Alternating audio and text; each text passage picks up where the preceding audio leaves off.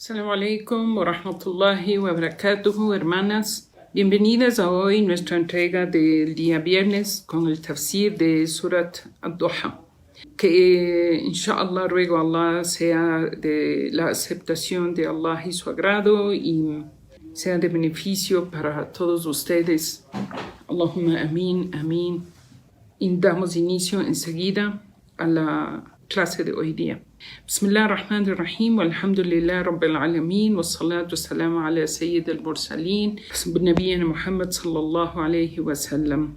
La clase de hoy día que inshallah vamos a compartir con ustedes es acerca de la sura de Duha, que está traducida el significado como el resplandor matinal, o sea, en realidad es la hora entre la salida del sol y la hora antes del mediodía. Entonces es la mañana. Duha en árabe quiere decir la mañana. Esta sura, su revelación data a los inicios del tiempo del da'wah, ¿no? O sea, al inicio del da'wah de Rasul sallallahu alayhi wa sallam,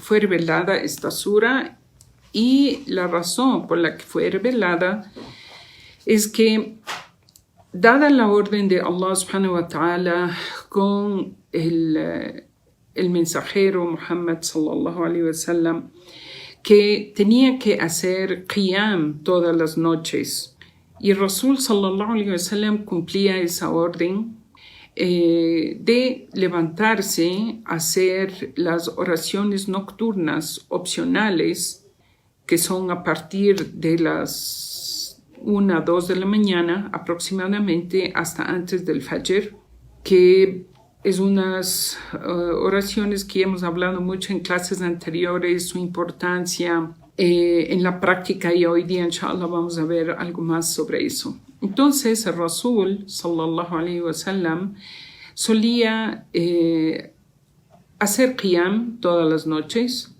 Durante toda su vida él hizo qiyam, desde que Allah le dio la orden. Todas las noches de su vida hizo qiyam, excepto en 2 noches. Subhanallah, miren, excepto en 2 noches de su vida, el Rasul sallallahu alayhi wa sallam no se levantó a la oración de la noche. En algunos relatos dicen porque él estuvo enfermo, o en otros relatos dice que quizás hizo el qiyam pero no se le escuchaba. Entonces, porque la orden de Allah era qum min al-layli, o sea, despiértate en la noche y levántate a hacer tus oraciones, o ofrece tus oraciones a Allah, y warattil el-Qur'an, y recita el Corán en la forma armoniosa que, mashallah, todos debemos conocer, como cuando alguien recita Corán, subhanallah, entra esas palabras al corazón de uno, y todo es min fadlillah ala al-ibad. Entonces el Rasul sallallahu alayhi wa sallam solía recitar esas oraciones en su casa, y los enemigos de él, que eran las cabecillas de Quraysh, porque esto estamos hablando cuando él vivía en Mecca, y es al inicio del da'wah, es al inicio de la revelación del Islam a la gente. Entonces él levantaba su voz y escuchaba, o sea, y se le podía escuchar. Entonces los enemigos de Rasul y del Islam en el día le hacían la guerra a Rasul, le hacían la guerra, y o sea, públicamente, pero en la noche estos enemigos solían ir a escuchar la recitación de Rasul, escuchar el Corán recitado por el profeta cerca de su casa, ¿no? Y Y de ahí sabemos que había incluso un enemigo acérrimo de Rasul al-Mughira, que él decía de la recitación del Corán que tiene una halawa, que tiene una hermosura, una dulzura esta recitación del Corán. Sin embargo, subhanallah, nunca abrazó el Islam y murió en el kufr. Entonces, en una de esas noches que Rasul no se levantó, o mejor dicho, no hizo qiyam,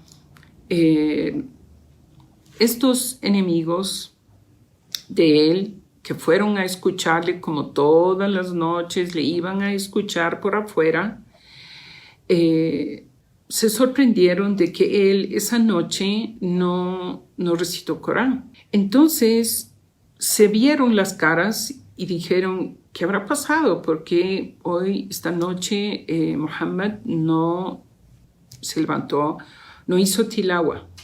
Entonces, se dice que entre la gente de ellos había una mujer, o quizás estos mismos grupos que le fueron a espiar a Rasul, sallallahu alaihi wasallam, sacaron una falsa noticia y dijeron, debe ser que Allah le abandonó a Muhammad y que ya no está complacido con Muhammad y que probablemente incluso le llegó a odiar y le ha abandonado. Y comenzaron estas habladurías, este chisme, esta falsa mentira, este falso testimonio que se dijo en chiquis, ¿no? Después comenzó a crecer entre la gente de Quraysh y llegó incluso a oídos de los mismos musulmanes, muchos de ellos musulmanes nuevos, y se propagó la noticia, y esta situación llegó luego a oídos del profeta Muhammad sallallahu alaihi wasallam, que Allah le ha abandonado, que Allah probablemente le ha odiado, le ha rechazado, y no solo eso, que incluso la gente decía que Allah iba a cambiar a este mensajero por otro mensajero, porque ya no está complacido con él. Entonces, todas estas cosas, estas habladurías, estos chismes, estos falsos testimonios, no dejó de doler al profeta Muhammad sallallahu alaihi wasallam. O sea, él, a pesar de que era Rasul y todo eso, no deja de ser un humano, y estas cosas le causó un dolor en su corazón. Entonces, ¿qué es lo que hizo el profeta? Encima de eso, el wahi, o sea, la revelación, la visita que hacía Jibril alayhi salam al profeta Muhammad, se ausentó unos días. No tenía la orden Jibril de descender a estar con alguna orden de Allah subhanahu wa ta'ala por unos días, y el Rasul alayhi salatu salam lo que él hizo fue refugiarse en Allah, aumentar sus oraciones y pedir a Allah sosiego, tranquilidad, triunfo, etc. en su corazón. Luego de que esto ya se mantuvo así, esta situación por unos días, Allah subhanahu wa ta'ala hace descender a Jibril con esta sura de Duha, que es una sura muy hermosa. Voy a recitarles en español la traducción, y luego, inshallah, vamos a ir viendo la explicación, el tafsir de cada una de estas ayat.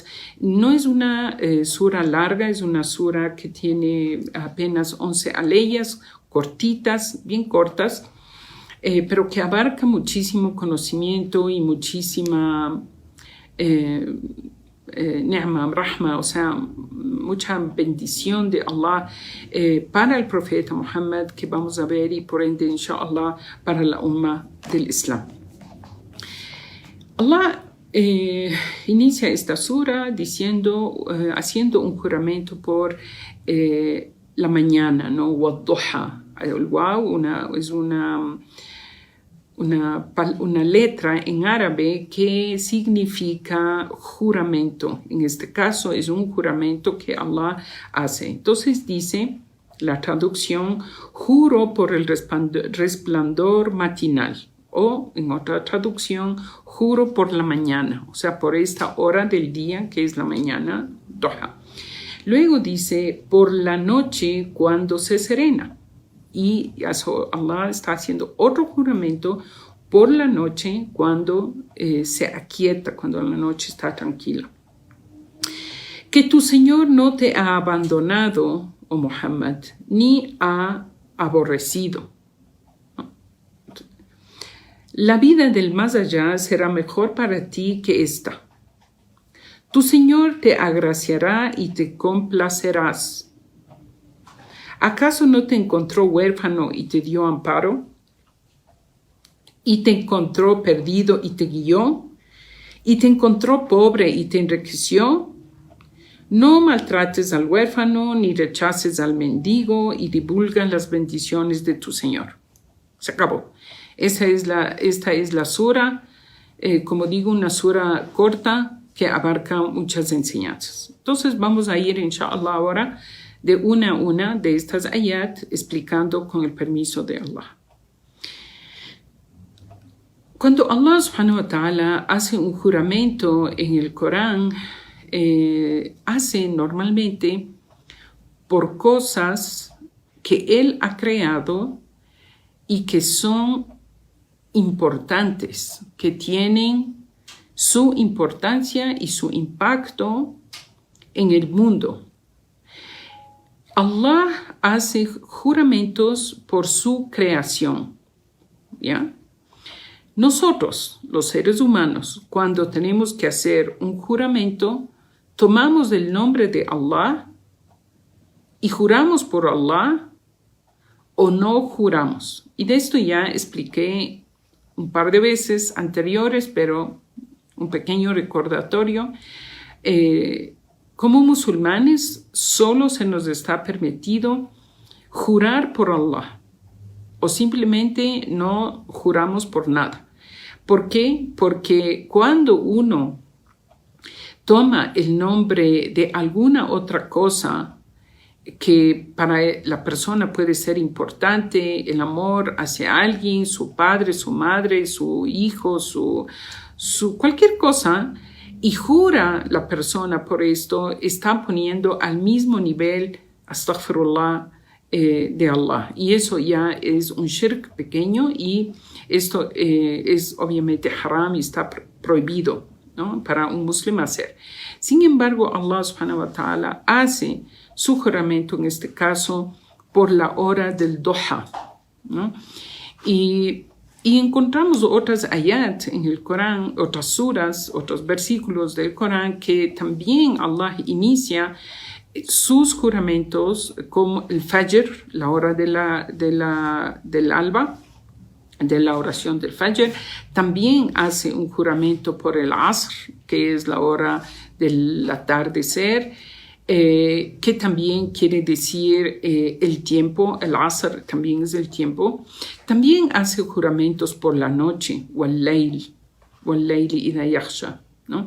También hace juramentos por el día. Entonces, todas estas cosas, ¿no?, son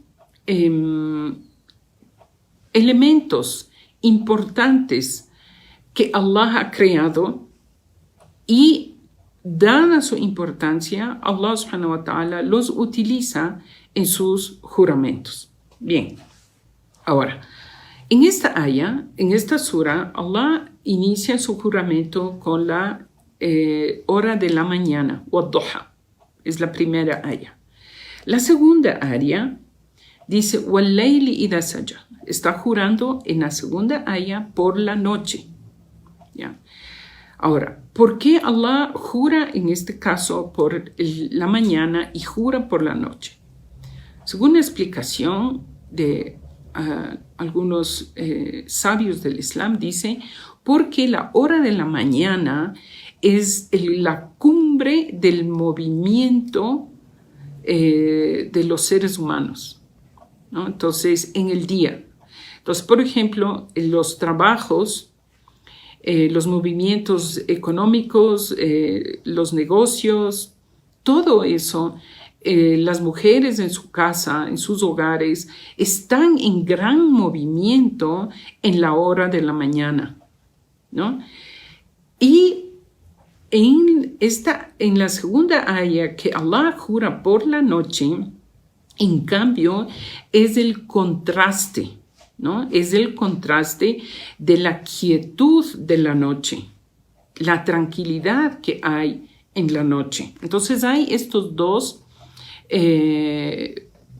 extremos, el uno que es el máximo movimiento del día, que es a la hora de la mañana, y la otra es la tranquilidad de la noche.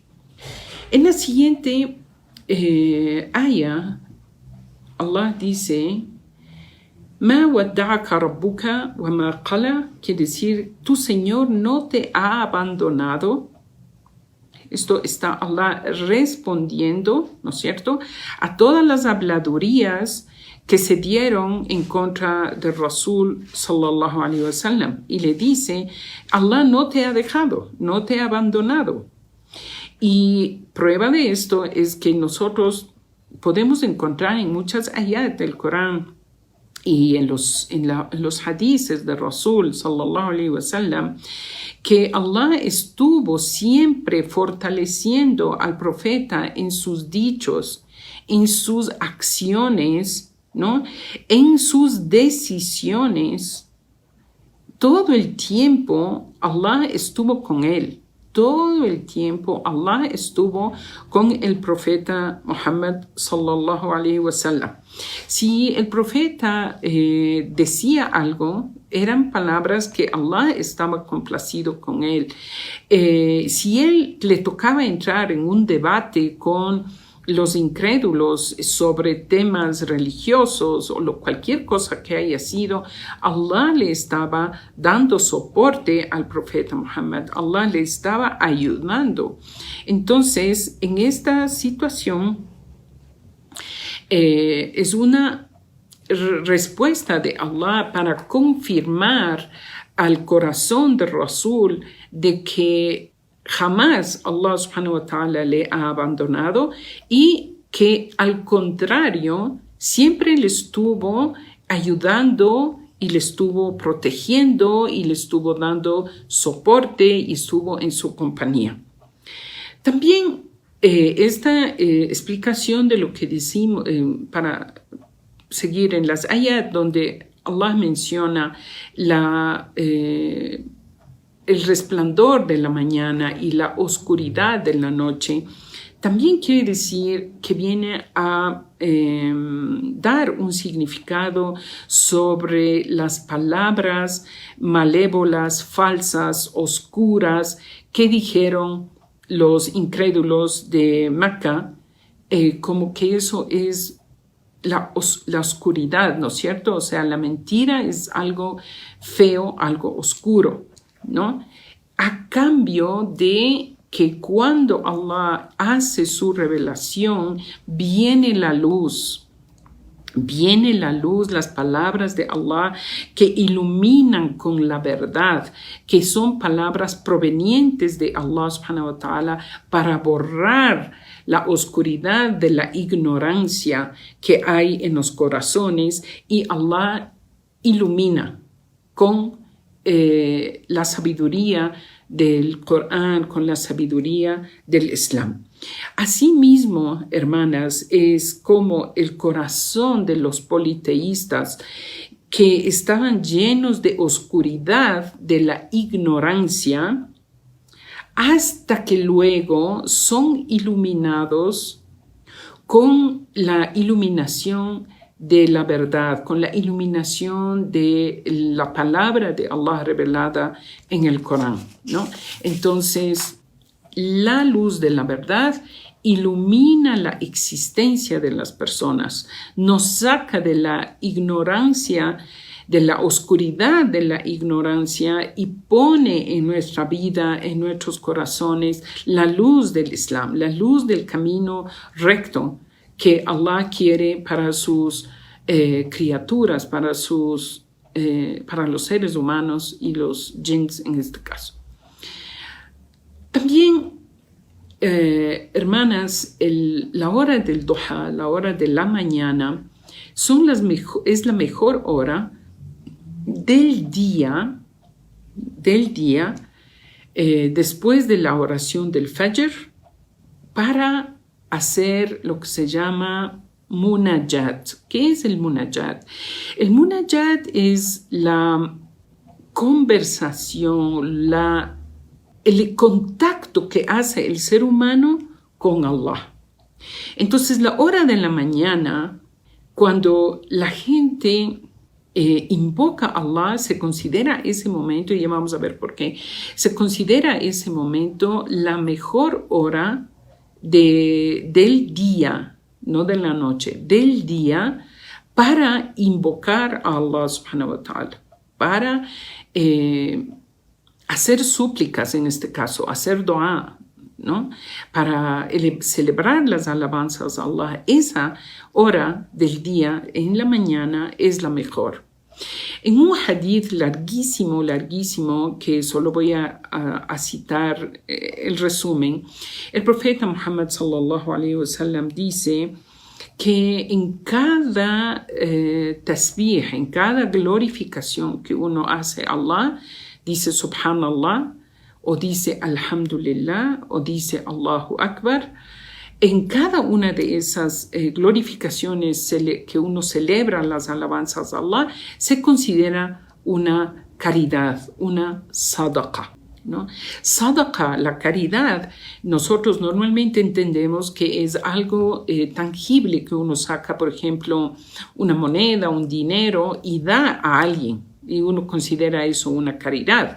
Pero el profeta, sallallahu alaihi wasallam, nos indica que la caridad no solamente son esas cosas, dineros tangibles, sino que también hacer la glorificación, decir Allahu Akbar, Alhamdulillah, Subhanallah, ¿no? Y también ayudar. O sea, por ejemplo, si alguien necesita que le ayude a cargar algo, ¿no? Eso es un sadaqa, eso es una caridad. Ordenar a alguien hacer el bien o impedirle que haga el mal, un consejo, en otras palabras, es también un sadaqa. ¿Estamos hasta ahí? ¿Está ahí? ¿Está claro? Todas esas acciones son caridad. El profeta dijo, si ustedes, musulmanes, rezan 2 genuflexiones del duha, rezan 2 genuflexiones de la hora de la mañana, que son, obviamente, esto es una oración opcional, es nafl o sunnah, ¿no? No es fard, como las 5 oraciones que tenemos que cumplir. Esta es una oración opcional que consiste de 2 rekat, o 4, o 6, u 8, o 10, lo que uno quiera, pero son 2. El hadith dice 2 rekat, 2 genuflexiones. El profeta dice, esas 2 genuflexiones del duha que ustedes cumplan equivalen a todas esas caridades que hemos mencionado hace un rato, ¿no? Es como que uno, si reza esas 2 rekat, ha hecho todas estas otras caridades que el profeta menciona en este hadith larguísimo, ¿ya? Esta oración del duha, que es una oración opcional, estoy recalcando, es opcional, no es fard, es opcional, está considerada como la oración del awwabin. ¿Y qué quiere decir awwabin? Quiere decir los que retornan a Allah, los que están siempre regresando a Allah en arrepentimientos, pidiendo súplica, pidiendo bendición, pidiendo cualquier cosa. Siempre está la persona en contacto con Allah, volviéndose siempre a Allah. Entonces, los que cumplen esta oración del duha tienen una grandísima recompensa. A más de eso, hermanas, el profeta sallallahu alaihi wasallam dice, cada día que uno nace al mundo, o sea, uno vuelve con vida al mundo, después de que uno duerme, que sabemos que el sueño es como otra manera de morir, ¿no? El sueño, cuando uno duerme, es una manera de morir. Cuando uno vuelve a la vida, entonces amanece, ¿no? Por cada día que amanece, la persona, el ser humano, está en deuda con Allah, ¿no? Y cada hueso del cuerpo, por huesos chiquitos, incluso estas falanges, las vértebras o huesos que están entre ciertas partes del cuerpo, o los huesos grandes como el fémur, todo tipo de huesos que tiene el ser humano en su cuerpo, en su organismo, el rato que reza estas 2 rekat es como que cada hueso de su organismo ha dado una caridad en agradecimiento a Allah por las bondades recibidas. ¿Ya? Uno, por ejemplo, quizás no aprecia este hueso chiquito que tiene aquí, no le aprecia, hasta que le comienza a doler. Si le comienza a doler, o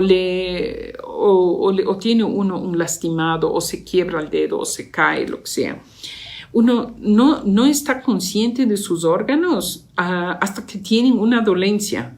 Entonces, cuando le duele, uno piensa, tengo un dedo, tengo un huesito, he tenido una piel, lo que sea, ¿no?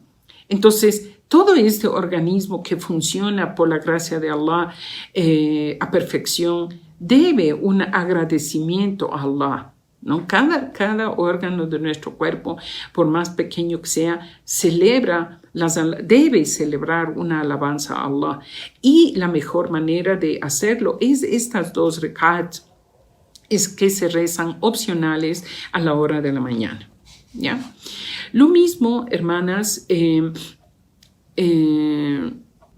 es la oración o el equivalente a la oración que se cumple en la noche de esa reka witr. Hay una reka witr que rezamos los musulmanes y que el profeta Muhammad también es sunna, no es fard, es sunna, pero es una sunna obligatoria, ratiba, que el profeta recomendaba que nosotros debemos rezar, cerrar nuestras oraciones del día y la noche con una genuflexión que se llama witr, que normalmente la rezamos shafa' witr, que son 3, que se rezan 2 y 1, o hay unos que le rezan 3 seguidas, pero lo importante es que uno debe sellar su día, su noche y su día, o sea, mejor dicho, su día y con su noche, con una oración witr. Entonces, la importancia, resumido esta conversación, es las 2 oraciones de las 2 genuflexiones de la mañana y esta oración del witr que se debe uno cerrar el día. Si nosotros vemos, tanto esta oración del witr se le reza cuando la noche está en su máxima intensidad de la oscuridad, porque uno es lo último que reza, ¿no? Es lo último que reza, es el witr. Y el duha, en cambio, se reza cuando está la máxima resplandor de la mañana. Entonces, lo ideal rezar el witr es aproximadamente a las 11 de la mañana, aunque uno tiene el tiempo del duha, del witr no, del duha. La oración de la mañana inicia desde que el sol ya está totalmente afuera, o sea, ya salió totalmente el sol.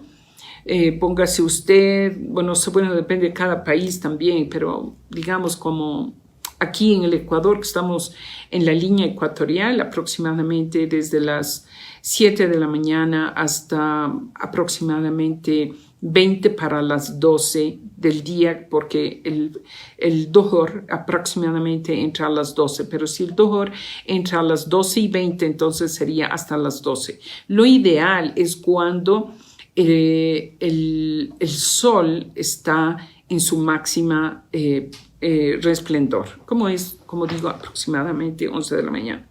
Otra cosa, hermanas, de esto que Allah menciona en la noche, el día y la noche, ¿por qué la oración del Duha es ideal? No la oración. El tiempo del Duha es lo ideal para hacer súplicas a Allah. ¿Por qué?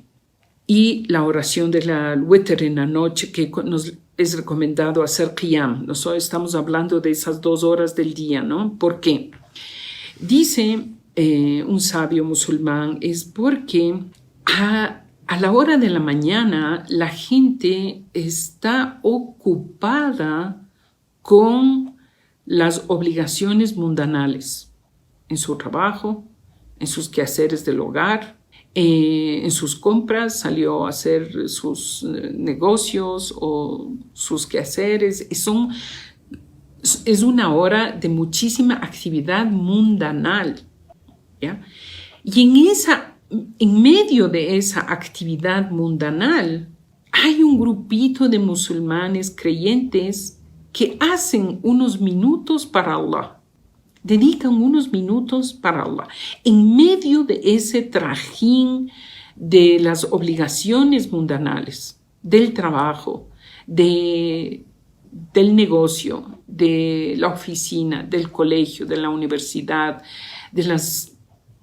todas esas actividades del mundo que nos atraen y nos encierran, porque uno está metido en eso. Entonces, el musulmán que hace unos minutos para Allah y reza esas 2 rak'at y suplica a Allah un poco, celebran las alabanzas a Allah, ¿cómo es la recompensa para alguien que deja ese interés del mundo y dedica 2 minutos para Allah? Y el equivalente en la noche, hermanas, donde el ser humano está descansando, está después de un día de trajín, lo único que quiere es descansar, estar tranquilo, o habrá personas que están disfrutando de un acto de intimidad con su cónyuge. Sin embargo, dejan ese momento de tranquilidad, de sueño profundo que uno está en la noche, o deja el placer de la intimidad y se levanta a ofrecer a Allah una oración y celebra una dua a Allah subhanahu wa ta'ala. Por eso es que este tiempo de la mañana y de la noche son tiempos que cuando uno aprovecha para estar en contacto con Allah, la recompensa de eso es muy grande, es muy, muy grande. Entonces, tomamos en cuenta que estos momentos, cuando Allah habla aquí del tiempo, Allah está hablando del tiempo de la mañana y la noche, se recuerda uno a Allah, por eso es la recompensa tan grande, ¿no? O, por ejemplo, si uno está en los mercados, los moles, en el trajín, y eso se ve muchísimo, alhamdulillah, en nuestros países islámicos, en medio del mall, en medio de los mercados, se ve que han elevado una mezquita. Se ha construido una mezquita para que la gente se acuerde de que ya cuando llega la hora de rezar, van a ir a rezar. A pesar de que es un lugar donde se está celebrando los comercios, las transacciones mercantiles, que son importantísimas para mantener la vida en auge y mantener la vida en desarrollo y que las cosas estén funcionando. Sin embargo, subhanallah, vemos que en esos lugares se han elevado una mezquita, un minarete, un musalla, un lugar donde uno adora a Allah. Entonces, esos lugares obviamente, tienen una gran recompensa de Allah, las personas que asisten a esos lugares o que han construido sus lugares por la gracia de Allah subhanahu wa ta'ala, ¿no? Ahora, vamos todo esto, hermanas, estamos recién explicando las primeras 2 ayat. En la siguiente ayat, donde Allah le dice al profeta Muhammad que no le ha abandonado y que le ha, al contrario, Allah no le abandonó, no le ha dejado, ¿ya? Y وَمَا قَلَ, bueno, Allah, fíjese, bueno, en árabe no dice Allah no te ha aborrecido, ya Muhammad. No utiliza el término qala, que es aborrecer, odiar, en referirse al profeta Muhammad. No dice no te ha aborrecido. Wama qala dice simplemente que Allah no ha aborrecido. ¿Por qué? Porque como hay esa conexión de Allah con su mensajero, Allah le dice no te abandonó, pero ni siquiera le asocia el término te ha aborrecido, ni siquiera le asocia ese término, porque es dado el lugar que tiene el profeta Muhammad sallallahu alaihi wasallam para Allah y para nosotros como umma en general. ¿Ya? Luego, en la siguiente aya, Allah le dice, وَلِلْآخِرَةُ خَيْرٌ لَكَ مِنَ الْأُولَى, dice, la vida del más allá será mejor para ti que esta vida. La vida del más allá será mejor para ti que la vida, esta vida. Ahora, en una de las interpretaciones, tafsir, de al-ula, la primera, que Allah le está diciendo al profeta Muhammad, al-ula, la primera, un sabio dice que se refiere a su estancia en Mecca. Y también, obviamente, es su estancia en esta vida, ¿no? Se presta para esas 2 interpretaciones, la estancia en Mecca y la estancia en esta vida mundanal. Porque luego recordemos que el profeta Muhammad emigra desde Mecca a Medina después de un periodo de 13 años que él estuvo haciendo da'wah en Mecca, y hubo las persecuciones y hubo los maltratos a los musulmanes y la oposición, y luego Allah hace descender su orden de que el profeta Muhammad y los musulmanes, primero los musulmanes en realidad, deben emigrar hacia Medina, y luego emigra el profeta después de que casi todo el mundo ya abandona Mecca de los musulmanes. Llega la orden de que el profeta salga, y sale junto a Abu Bakr y emigran a Medina. Medina, hermanas, para información de ustedes, antes del Islam, que llegue allá, tenía el nombre de Yathrib. Yathrib era el nombre de Medina. ¿Y qué quiere decir Yathrib? Yathrib quiere decir que era la tierra de las enfermedades. Medina, antes del Islam, era un lugar que las personas que llegaban a Medina se enfermaban. Era un lugar muy hostil, en pleno desierto, y subhanallah, Allah había puesto enfermedades en la ciudad de Yathrib. Cuando llega la orden de Allah subhanahu wa ta'ala de que ya los musulmanes deben ir a Medina, muchos de los sahabas que llegaron a Medina se enfermaron, ¿no? Entonces el Rasul eleva sus manos a Allah y le suplica que cambie esta ciudad que es llena de enfermedades y es tan hostil, y le haga un lugar vivible, un lugar agradable, un lugar placentero para los musulmanes. Y Allah subhanahu wa ta'ala concede al profeta Muhammad esta súplica que él hace, y la ciudad cambia de nombre de Yathrib a Taiba. Taiba es otro sinónimo de la ciudad de Medina, y Medina pasó a ser el nombre Medina al-Munawwara, quiere decir la ciudad iluminada. Medina en árabe quiere decir ciudad. Entonces se llama la ciudad iluminada del profeta Muhammad.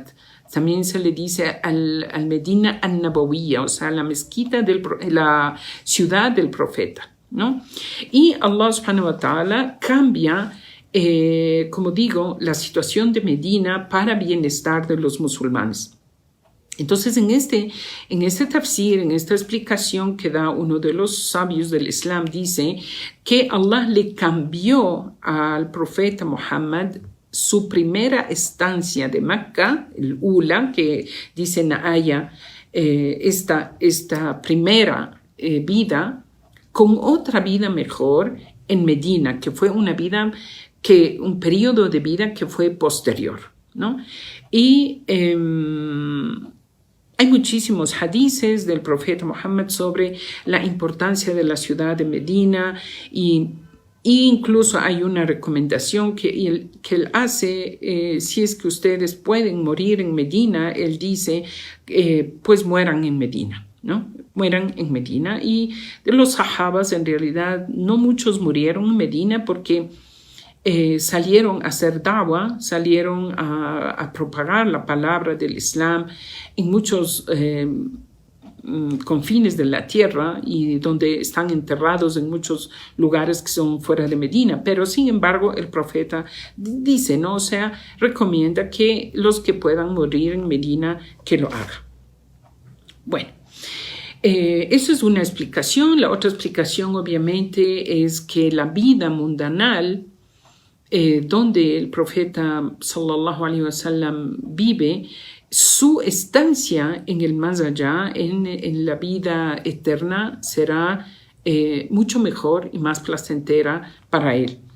Y esto, por ejemplo, también es para el muslim, ¿no? Esta es una recomendación que Allah hace a los creyentes de que uno muchas veces sacrifica ciertos placeres en esta vida, cosas que a uno le agradan, pero que es haram y que Allah no estará complacido de nosotros que hagamos. Por ejemplo, si a alguien le gusta ingerir alcohol y le causa un placer ingerir alcohol, sin embargo deja eso por Allah, ¿no? Entonces se priva. O una mujer que le gusta salir a la calle con toda su belleza y su hermosura, sin embargo se cubre por Allah, o sea, sacrifica ciertas cosas en esta vida por alcanzar la complacencia de Allah. Entonces obviamente la vida del más allá será mejor para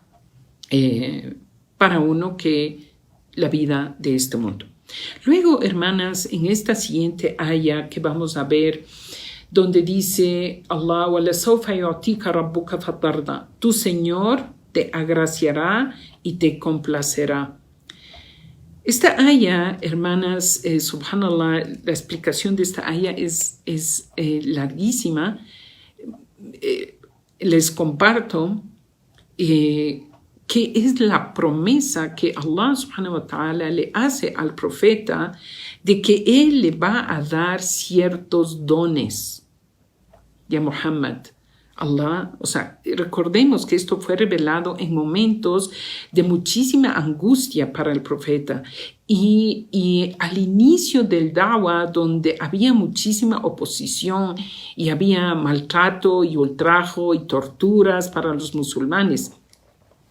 Allah subhanahu wa ta'ala aquí le conforta el corazón de su mensajero diciéndole: tú vas a tener, ya Muhammad, dones. O sea, Allah te va a dar dones que te vas a sentir tú complacido con estos favores que Allah te va a dar. Dentro de los dones que Allah da al profeta, hermanas, hay dones que son personales, que Allah da a la persona del profeta Muhammad. Como que él tenía, por ejemplo, la fuerza equivalente a 40 hombres. La fuerza del profeta era equivalente a la fuerza de 40 hombres. Le dio también el don de hablar de una manera elocuente que superaba la elocuencia de los árabes contemporáneos. Y nosotros, si estudiamos un poco los hadices del profeta Muhammad, encontramos que la sabiduría que él puede compartir de cosas, de muchas cosas. Allah le da el don de poder decir en frases pequeñas, en oraciones cortitas, que abarcan mucha sabiduría. Eso es uno de los dones que Allah le dio. Otro de los dones es que Allah ponía el miedo en el corazón de sus enemigos a distancia de un mes de caminata. O sea, un mes de caminata desde el lugar donde Rasul estaba, en su entorno, sus enemigos le temían.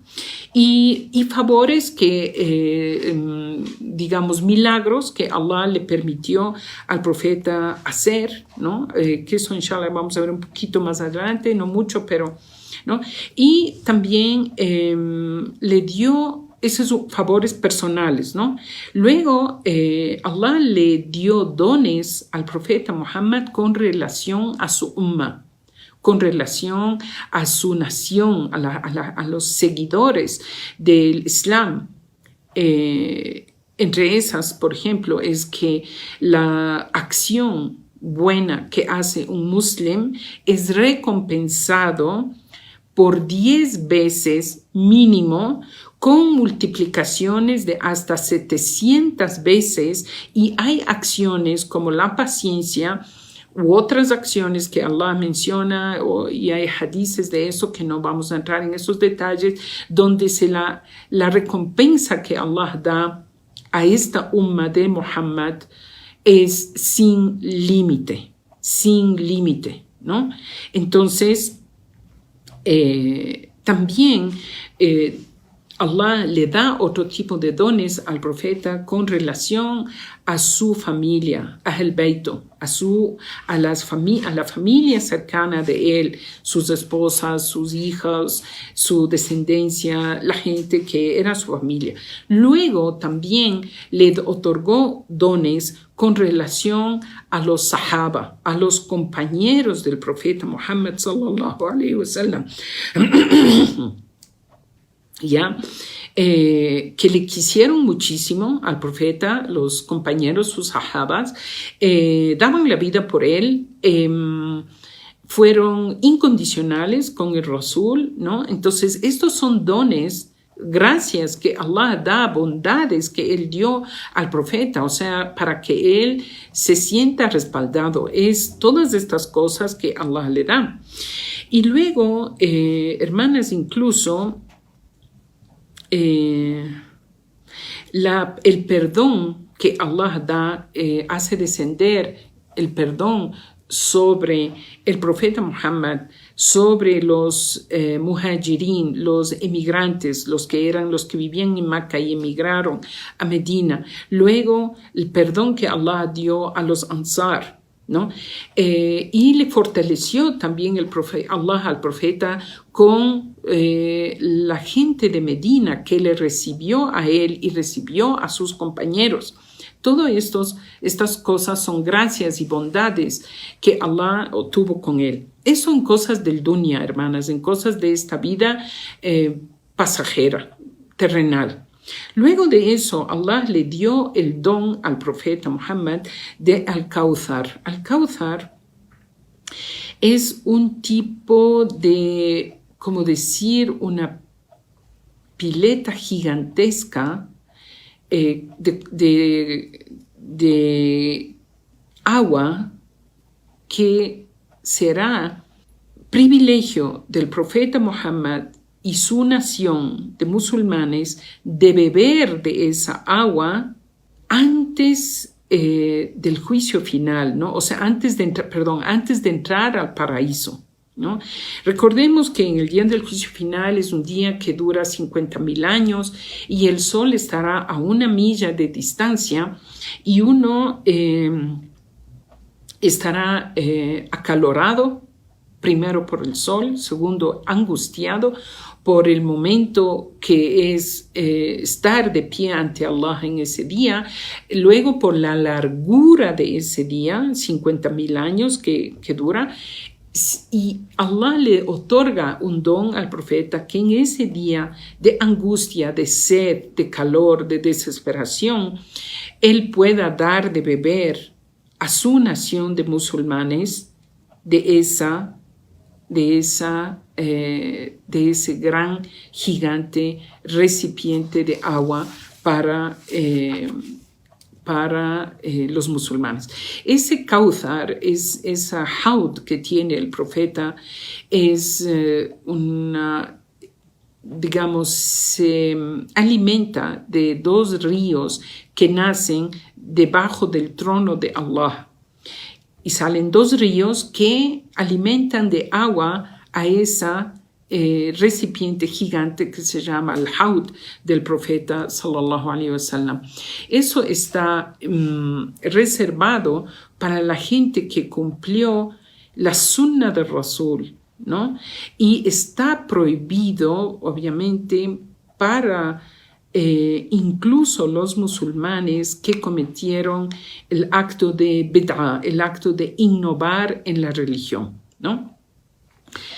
Siguiente, hermanas, otro don que Allah fortalece, hablando de esta aya, ¿no? Seguimos recién en esta aya, vamos al 6º punto que dice, Allah le dijo a Adam, alayhi salam, habita tú y tu esposa en el paraíso. Uskun anta wa zawjuka al-jannah. Y al profeta Muhammad le dijo, vive tú y tu umma en el paraíso. O sea, miren la generosidad, el privilegio del profeta Muhammad, los dones que Allah le favoreció a él y a su umma. En el caso de Adam le dice solamente tú y tu esposa habiten en el Jannah. En el caso de Rasul le dice tú y tu umma, tú y tu nación, toda tu nación, entren al paraíso. Y en un relato, el profeta Muhammad sallallahu alaihi wasallam les dijo un día a los sahabas, ¿estarían ustedes complacidos si es que la 3ª parte del paraíso sería de musulmanes? Y ellos dijeron, Allahu Akbar, mashallah, alhamdulillah, claro, estaríamos felices que la 3ª parte de los habitantes del paraíso sean musulmanes.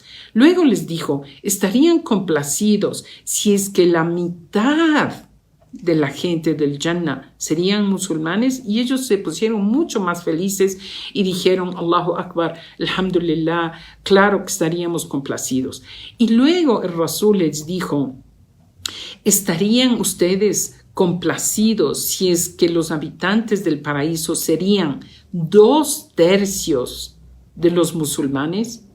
Y obviamente ellos estaban extremadamente felices y por ende, hermanas, esto es una alegría para nosotros también como musulmanes que venimos después, saber que los 2/3 de los habitantes del paraíso pertenecen a esta umma del Islam. Subhanallah, Allahu Akbar. Y termina ese hadith diciendo, ciertamente son 120 filas de los habitantes del paraíso, 80 de esas filas pertenecen a la umma del Islam. Allahu Akbar. Vamos, luego, hermanas, vamos con el siguiente don que Allah le dio al profeta. Dice Allah, وَعَلَّمَ آدَمَ الْأَسْمَاءَ كُلَّهَا. Allah enseñó a Adam el nombre de todas las cosas. ¿Ya? Y al profeta Muhammad le dice, وَعَلَّمَكَ مَا لَمْ تَكُنْ تَعْلَمْ. Le dice al profeta Muhammad, Allah, y Allah te enseñó lo que tú no sabías. ¿Ya? Y en otros dice, en otra ayat del Corán, donde Allah le dice al profeta, di, Rabbi zidni ilman, di, Muhammad, oh Allah, enséñame más, dame más conocimiento. ¿Ya? Y en otra ayat, Allah le dice, sanuqri'uka fala tansa, o sea, te vamos a enseñar, y no te vas a olvidar. Y no te vas a olvidar, porque a veces las personas podemos aprender algo y después nos olvidamos. Entonces, ese es un don también que Allah da al profeta Muhammad, de que no se olvida las enseñanzas que que se le fue otorgado. Otro don que Allah también da al profeta Muhammad es la noche del decreto. Recordemos, hermanas, que a Nuh le dio 950 años de vida que hizo da'wah, y en algunos relatos dice que él vivió como 1200 años o 1260 años, algo así. Y la gente que vivía antes de nosotros vivían muchísimos años, eran muy longevos. 900 años, 600 años, 500 años, 300 años, ¿no? Y la umma del Islam, sabemos que el promedio es entre 60 y 70, y Allah regala a la umma del profeta Muhammad la noche del decreto, donde la persona que celebra las alabanzas y se levanta a rezarle a Allah en esa noche es como que adoró a Allah por 1000 meses seguidos, o sea, aproximadamente 84 años. Y por eso Allah le dice que Allah te va a dar y vas a estar complacido, Muhammad. وَلَسَوْفَ يُعْطِيكَ رَبُّكَ فَتَرْضَى, esta aya de Surat al-Duha. Luego, hermanas, otro de los dones es que Allah dio a los profetas y mensajeros milagros, ¿no? Y dio milagros, y también dio milagros al profeta Muhammad. Sabemos que Ibrahim, alayhi salam, era imam, líder, ¿no? Ibrahim, que inshallah vamos a ver la historia de Ibrahim mañana sábado, porque vamos a cambiar el lunes por el sábado. Ya voy a anunciar eso al final, pero me adelanto un poquito. Vamos a cambiar el día sábado por el día lunes para dar oportunidad a las hermanas que están trabajando y ya no han podido volver a conectarse a las clases de entre semana. Entonces pensamos que era mejor abrir un día sábado en la tarde a la misma hora para que las hermanas que no pueden, inshallah, se puedan unir. El Muhem. Eso es mañana. Mañana nuestra cita será con la historia de Ibrahim, mañana sábado. Pero bueno, seguimos con Ibrahim. Ibrahim, alayhi salam, es considerado imam, líder, ¿no? Que Allah le escogió a él, y también Khalilullah, el confidente de Allah, el amado de Allah. Y Allah subhanahu wa ta'ala también otorgó al profeta Muhammad estas dos características de que el profeta Muhammad es imam, porque él lideró a los profetas en la oración cuando fue el viaje nocturno desde Mecca hasta Jerusalén, y de Jerusalén fue elevado a los cielos en el viaje nocturno del Isra o al Ma'raj. Eso es uno de los milagros que Allah otorgó al profeta. Él fue líder, imam de los anbiya, de todos los mensajeros. Él lideró la oración en esa ocasión. Entonces aquí podemos entender la posición del profeta Muhammad, el privilegio de su posición. ¿Ya? Luego, otro don, hermanas, es cuando Ibrahim alayhi salam hace una súplica a Allah y dice: oh Allah, protégeme a mí y a mi descendencia de adorar a los ídolos, ¿no? Ibrahim hace esa dua. Y sabemos que entre la descendencia de Ibrahim están los grandes profetas y mensajeros, descendientes de Isaac y descendientes de Ismail. Y bueno, de Isaac hay una gama gigantesca de anbiya, profetas, ¿no? También Allah agracia a la umma del profeta Muhammad, porque sabemos que el Muhammad sallallahu alaihi wasallam, último mensajero, sello de los profetas, no viene nadie más después de él. Allah agracia a la umma del Islam con sus ulama, con sus sabios, con la gente que Allah le otorga el conocimiento de la religión. ¿Ya? Los sabios del Islam tienen un alto rango equivalente a los descendientes de Bani Israel, de Ibrahim alayhi salam, o de Bani Israel, los hijos de Israel. También vemos que Allah le dio a Musa, a Moisés, el el bastón, ¿no es cierto? Él tenía un bastón que con ese bastón hacía los milagros de que salga el agua, por ejemplo, para que de ahí tengan 12 bebidas, 12 vertientes de agua donde las 12 tribus de Israel puedan beber. También con ese bastón que Allah otorgó a Moisés, abrió el mar Rojo, ¿no es cierto? Y vemos que Allah subhanahu wa ta'ala le dio al profeta Muhammad el don de con su dedo índice haga partir la luna en dos. Él partió la luna en dos por la gracia y misericordia de Allah. Fue uno de los milagros que él tuvo. Y de entre sus dedos, Allah hizo que brote agua para la gente que estaba en necesidad. Entonces, hermanas, hasta aquí hemos nombrado 13 dones de los que Allah hizo al profeta Muhammad, a la nación del profeta Muhammad, su lugar privilegiado, ¿no? Luego, en la siguiente aya dice, ¿acaso no te encontró huérfano y te amparó? Entonces, esto es una respuesta a los mushrikin, a los idólatras que andaban diciendo que Allah le abandonó a Muhammad y que le va a cambiar con otro mensajero, ¿no es cierto? Aquí Allah es como que les está hablando a esta gente incrédula y le dice, si es que hubiera querido Allah abandonar al profeta, le hubiera abandonado cuando él era huérfano. Sin embargo, no le abandonó, le dio refugio, le dio alguien que le dio amparo. Y cita,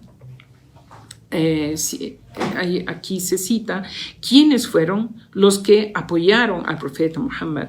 Fue primero, sabemos que él quedó huérfano de padre antes de nacer, ¿no? Antes de que él nazca, su padre murió, y murió en Medina, donde antes se llamaba Yathrib. Él llegó a Medina, que no era Medina, se llamaba Yathrib, se enfermó y murió ahí en Yathrib, subhanallah. Entonces, luego su madre dio a luz y era costumbre de los árabes dar a sus hijos a nodrizas que les amamanten en el desierto para que los hijos crezcan fuertes. Entonces, ¿quién asumió ese rol? Fue Halima. Entonces nosotros vemos que Allah, en respuesta a esta aya, está todo lo que se llama sira de Rasul, la vida de Rasul, y se puede ver las muchas personas que asumieron el rol de protección al profeta cuando él era pequeño y era huérfano, que fue primero Halima, luego su madre, luego su abuelo, Abdul Muttalib, luego Abu Talib, que fue su tío. Y luego ya en la etapa adulta, sus grandes compañeros, los grandes sahabas, Abu Bakr, Omar, Uthman, Hamza, y la gente de los grandes sahabas de Mecca y los grandes sahabas de Medina, y luego le dio el apoyo de dos grandes tribus, al-Aus o al-Khazraj, ¿no? Y todo esto fueron gente que Allah puso, ¿no?, para darle amparo al profeta en su primera infancia, que era huérfano, y luego de adulto ya como mensajero. Allah le fortaleció con apoyo y amparo de todas estas personas que le ayudaron en su vida. Luego, después de la muerte de Rasul, está su umma, está su nación, que cada vez que es mencionado su nombre, cada musulmán dice sallallahu alaihi wasallam. Quiere decir que las bendiciones de Allah estén con su mensajero. Entonces, Allah aquí en esta aya está respondiendo cómo Allah le protegió y le dio acogida al profeta Muhammad en su primera orfandad y luego en su segunda etapa. Ahora, hermanas, vamos a hablar un poquito sobre esta parte donde Allah habla de de la orfandad, ¿no? De la orfandad. El principio es el siguiente, y ruego ustedes memoricen lo que voy a decir ahorita, porque es algo que atañe a nosotros. En Ni'ma, la bendición de la abundancia, se mantiene en una sociedad cuando uno se preocupa de dos sectores de la sociedad: los huérfanos y los pobres, ¿no? Los huérfanos y los pobres. Eso es una regla, ¿ya? Es un principio del Islam que debemos nosotros tomar en cuenta, ¿ya? ¿Cuál es la relación del huérfano y del que pide? El que pide en Ni'ma, o sea, los pobres que piden porque están en necesidad. La relación es que si una sociedad se preocupa de dar protección a los huérfanos y se preocupa de dar a los que están en necesidad, Allah prevalecerá la bendición en esa sociedad. Y esto no es, hermanas, solo a nivel de sociedad, es también a nivel individual. Si usted quiere tener sustento, o que mantenga su sustento, o que simplemente le venga el sustento, gaste en caridad, gaste en limosnas. No tenga temor de que si usted gasta se va a quedar con menos de lo que tenía. Hemos explicado eso algunas veces antes.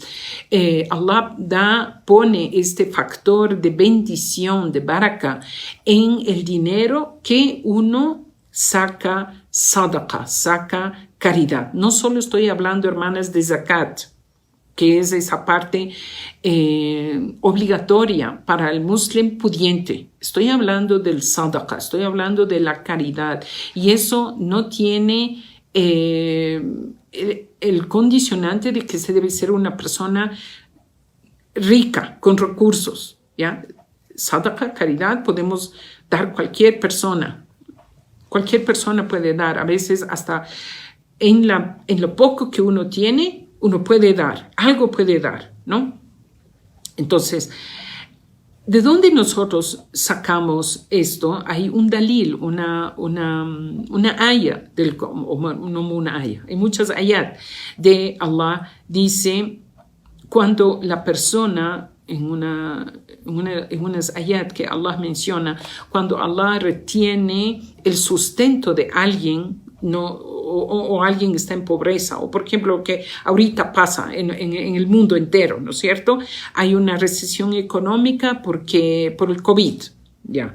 Eso es la explicación inmediata, pero detrás de esto hay otra cosa, que es el abuso a los huérfanos, el maltrato a los huérfanos, matan a la gente y quedan un montón de niños huérfanos en todo el mundo. De esto está llenito en las noticias, el Facebook, todo está, sabemos la cantidad de huérfanos que quedan en el mundo. Dice, balla tukrimun el yatim, ciertamente ustedes no honran al huérfano. Wala tahaduna ala ta'am el miskin, dice, y tampoco dan de comer al necesitado, al pobre, ¿ya? El principio es anfiq yunfaq alayk, o sea, si tú gastas, Allah te dará. O sea, si tú das, Allah te va a dar. Ese es el principio, ¿ya? Entonces, el principio que nosotros tenemos que tener con relación a los huérfanos y con relación a la pobreza que hay hoy en el mundo, uno debe ayudar. Aquí hay una pregunta. Dice, hay gente que no es musulmana. No importa, hermana. O sea, el zakat, que es la obligación económica del 2,5%, eso tiene que ser entregado a musulmanes. Pero la caridad, el sadaqa, se puede entregar a cualquiera. Si usted ve a una persona pobre en la calle que no tiene que comer, que no es musulmán, no importa. Dele un pan de comer, dele algo, ¿ya? Porque es un ser humano, es su hermano en humanidad, no es su hermano en el Islam, pero es su hermano en la humanidad, ¿ya? Hay que aclarar estos dos conceptos bien, que uno puede dar la caridad, que es algo opcional, al muslim y al no muslim. El zakat, eso sí, es a los musulmanes, ¿ya? Sí, bueno, seguimos entonces, hermanas. Para terminar, ya nos queda la última parte de estas dos ayat, donde Allah dice, ¿acaso no te encontró huérfano y te dio amparo? Bien, y te encontró perdido y te guió.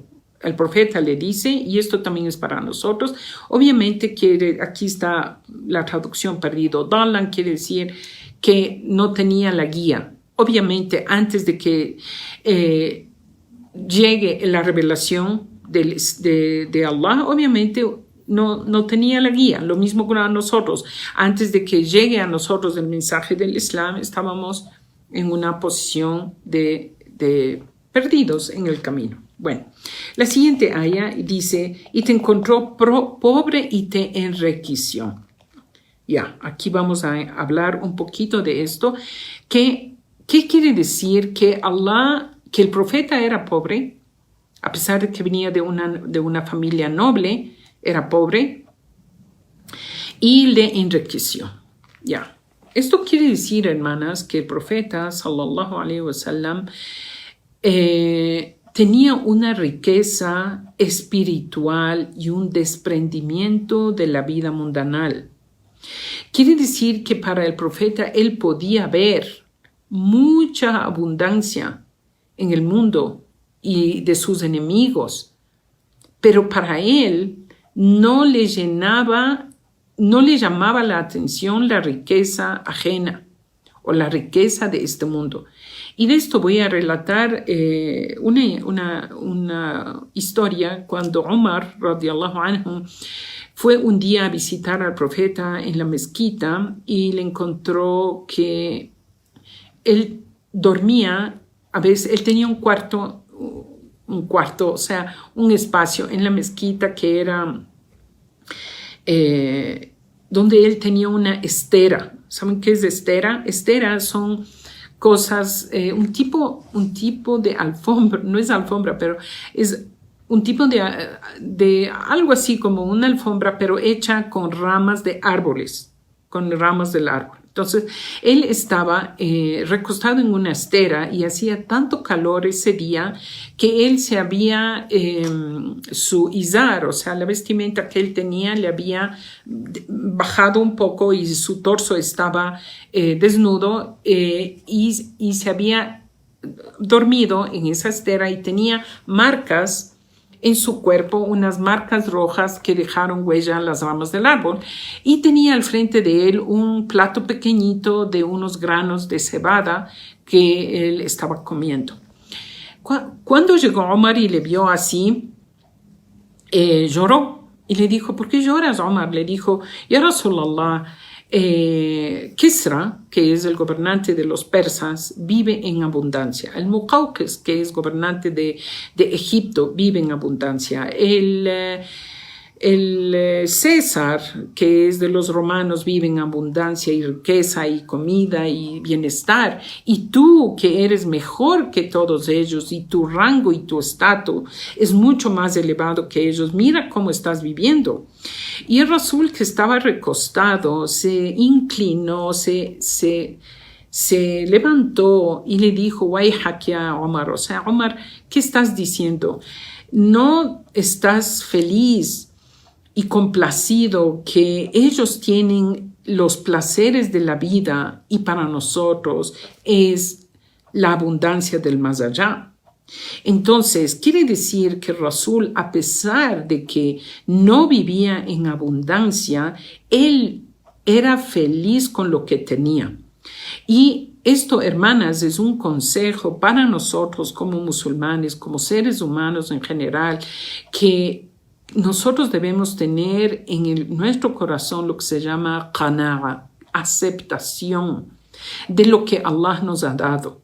Si nosotros vemos lo que Allah nos ha dado en nuestras manos y no estamos mirando lo que Allah ha dado a los otros, vamos a sentir satisfacción y vamos a sentirnos ricos y nos vamos a sentir que vivimos en holgura porque damos gracias a Allah de lo que Él nos ha dado y no estamos envidiando lo que otros tienen. ¿Ya? Esto es una enseñanza que nosotros debemos poner en práctica, ¿no? Dejemos de envidiar a otros y dejemos de ver lo que otros tienen, ¿no? Y si es que vemos y ya no podemos evitar porque ya se nos cruzó en el camino y es algo inevitable, pensemos, la recompensa del más allá es más grande.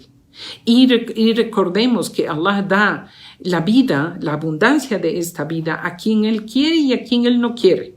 Pero la abundancia del más allá da solamente a los que Él quiere, ¿no? Entonces, sintámonos privilegiados de que, inshallah, como musulmanes tendremos la abundancia del más allá. Luego, la siguiente aya, hermanas, donde Allah dice, no maltrates al huérfano ni rechaces al mendigo. Es lo que está en la traducción, pero en árabe dice, fala taqhar, o sea, no le maltrates, porque al huérfano, normalmente, el huérfano es el pequeño, ¿no? Es el niño o la niña pequeña, que puede ser millonario porque heredó de sus padres fortunas gigantes, pero físicamente está débil porque está pequeño, ¿no? Entonces, Allah ordena de que al huérfano no se le maltrate con maltrato físico. O sea, no le pegues, no le maltrates, no abuses de él porque es pequeño, ¿no? Allah ordena eso. Luego dice, ni rechaces al mendigo, o sea, aquí la palabra rechaces, pero en árabe dice tanhar, o sea, quiere decir no rechaces al que te pide, ¿no? No rechaces al que te pide. Y si es que le das, eso es otra enseñanza esencial, si es que le ayudas al pobre, si es que ayudas al necesitado, luego no estés sacándole en cara que le has ayudado. Eso se llama en árabe al-man, ¿ya? Sacar en cara. Yo hice, ¿te acuerdas cuando no eras nadie? Yo te ayudé, yo te hice, yo te protegí, yo te ayudé aquí, yo te ayudé allá, y no sé qué. Todo ese tipo de sacar en cara es un pecado gravísimo porque el rato que uno saca en cara, su buena acción se desvaneció. Y esto también es algo para los padres, hermanas. Esto es algo que también se aplica para los padres. Hay muchos padres que sacan en cara a sus hijos y les dicen, yo no te eduqué, yo no te ayudé, yo no te formé, ¿acaso no gasté contigo una fortuna en tu colegio, en tu universidad? ¿Qué hubieras hecho sin mí? Yo soy tu padre, yo soy tu madre. Eso es haram, ¿ya? Eso es haram, hermanas. Es haram, por más que seamos padres, no podemos sacar en cara a nuestros hijos lo que hemos hecho por ellos. Porque para comenzar, ellos no nos pidieron venir. Ellos no dijeron, queremos nacer, ¿ya? Entonces, eso es una obligación que tenemos los padres con relación a nuestros hijos de dar, cumplir con ellos, y la recompensa es de Allah para nosotros, no de nuestros hijos. Entonces, si usted hace un favor a alguien, cuídese de no sacarle en cara sus acciones, ¿no? Luego, también, hermanas, aquí una acotación sobre esto al que pide. El que pide a veces no siempre es dinero. No siempre la gente está pidiendo dinero. A veces la gente pide un consejo, a veces pide compañía, a veces pide atención, ¿ya?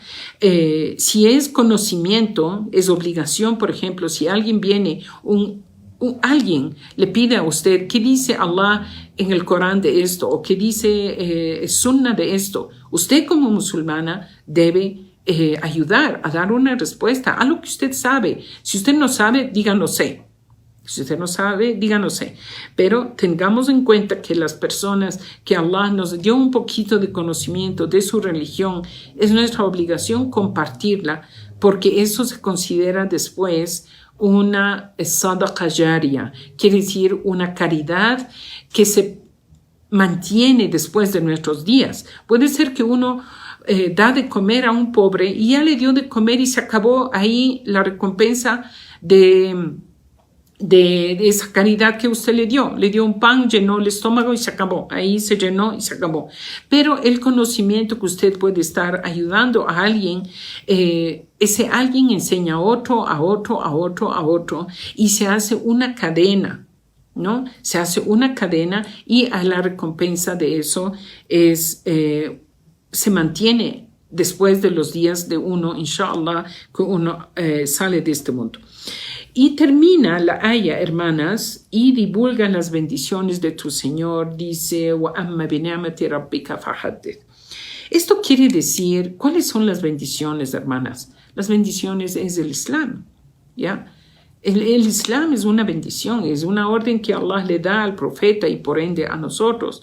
Nosotros no debemos guardarnos el conocimiento del Islam como tesoro escondido solo para mí, solo para mí, solo para mí. Debemos compartirlo con la gente para que abunde el beneficio y tener una sociedad sana y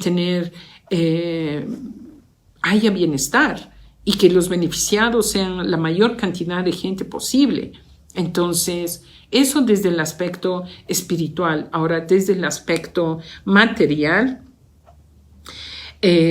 uno debe compartir lo que uno tiene, ¿no? Uno debe compartir con lo que uno tiene. Y si vemos la orden aquí, dice y divulga, o sea, conversa, habla de las bendiciones de tu Señor. Obviamente sin hacer de esto alarde, hermanas, ¿no? Sin hacer de esto alarde como miren cómo Dios me dio, miren cómo Dios me dio, no. Pero sello esta clase de hoy día con un relato de Ibrahim alayhi salam, cuando fue a visitar a su hijo Ismail. Ibrahim vivía en Palestina, en Canaán, de lo que hoy es Palestina, y Ismail vivía en Arabia, en Mecca, ¿no? Y fue a visitarle y Ismail estaba casado con una mujer. Cuando llegó Ibrahim, obviamente, su nuera no sabía quién era. Y él era un anciano y le preguntó ¿qué es del señor de la casa? O sea, se refería a su hijo, pero él no dijo que es de mi hijo. Él dijo que es del señor de la casa. Dijo, salió. Y él le dijo, ¿y cómo les va a ustedes con el sustento de la comida?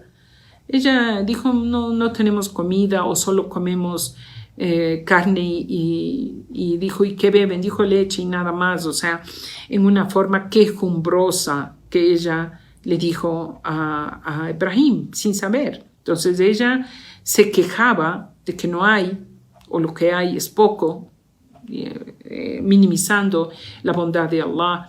Entonces Ibrahim le dijo a ella, cuando regrese el señor de esta casa, dile que cambie la entrada de su puerta, la entrada de su casa, el ataba. El ataba es esa parte donde la puerta tiene normalmente una madera abajo o un metal, ¿no es cierto? Se llama ataba, o sea, esa parte que uno entra en la puerta. Entonces Ibrahim se fue, regresó Ismail de su viaje de cacería y ella le comenta, vino un anciano y pasó esto, y él le dijo, ¿y qué dijo? Dijo que cambies la entrada de tu puerta. Entonces Ismail dijo, ese anciano al que tú rehusaste ayudar o dar o decir, no reconociste las bendiciones que Allah te ha dado, me ha recomendado que cambie de esposa. Y estás divorciada. Y se divorció de ella porque no era una mujer agradecida con las bendiciones que Allah le ha dado. Y luego Ismail se casa con otra mujer que llega a ser la no sé qué número de abuela del profeta Muhammad sallallahu alaihi wasallam. Se casa con una mujer buena, agradecida, porque Ibrahim vuelve después a hacer una visita y le encuentra con su segunda esposa y le pregunta ¿qué tienen ustedes de comer? Y ella dice, a Dios gracias, tenemos carne que comer y de beber, alhamdulillah, tenemos leche de qué beber. Entonces ella tenía, o sea, la situación no había cambiado, seguían comiendo la carne del borrego y la leche del borrego, de la borrega, y nada más. Pero la una no era agradecida, la otra era agradecida. Entonces Ibrahim en esa segunda visita le dice, cuando venga tu Señor, dile que cuide bien de la entrada de su puerta. Entonces ella luego relata esta historia a Ismail y Ismail le dice, ese fue mi padre y me recomienda que cuide de ti como esposo. Entonces, en resumidas cuentas, hermanas, terminamos esta sura, en la explicación de esta sura, que uno debe ser agradecido con Allah subhanahu wa ta'ala de sus bendiciones, de sus dones que Él nos ha otorgado, y rogamos a Allah subhanahu wa ta'ala que nos haga mejores musulmanes, inshallah. Termino la clase de hoy de esta forma, hermanas. Lo único que, no es lo único, sino que quería comentarles, repito, para las hermanas que entraron recién al grupo, después de que hice el anuncio, inshallah estaremos con una clase mañana sábado en vez del día lunes, para poder dar oportunidad al resto de hermanas que por lo que ya se abrieron los trabajos, los negocios, muchas hermanas que están trabajando ya no pueden entrar a ver las clases en vivo. Entonces hemos cambiado de lunes a sábado. Entonces nos vemos mañana, inshallah, a la misma hora en vez del día lunes. Barakallah fikum, hermanas, jazakumullah khair. Estaremos en contacto pronto, mañana, con la historia de Ibrahim alayhi salam. Wassalamu alaikum wa rahmatullahi wa barakatuh.